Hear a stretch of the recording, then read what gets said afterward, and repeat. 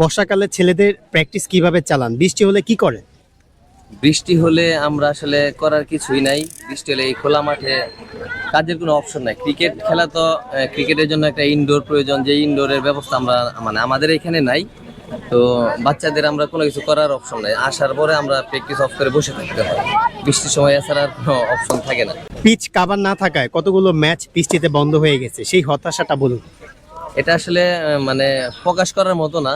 Actually pitch cover নাই বিদায় আমাদের ময়মনসিংহে আমাদের এই প্রিমিয়ার লিগ থেকে শুরু করে ফার্স্ট ডিভিশন, সেকেন্ড ডিভিশন, কোনো লিগই যখন এই বৃষ্টির মৌসুমে খেলা হয় ওই সময় আমরা পরিপূর্ণভাবে কেউই খেলতে পারি না। কোনো লিগও সম্পূর্ণভাবে শেষ করা যায় না, শুধুমাত্র পিচ কাভারের জন্য। আমাদের সার্কারস মাঠ অ্যাকচুয়ালি এইখানে বৃষ্টি যতই হোক আমাদের আউটফিল্ড শুকিয়ে যায়, কিন্তু এই পিচ কাভারের জন্য পিচ যেই মাটি দিয়ে ঘোরা ওইটা আসলে পানি পড়লে তো হয়ে যায়, সারা বাংলাদেশে সবাই জানে।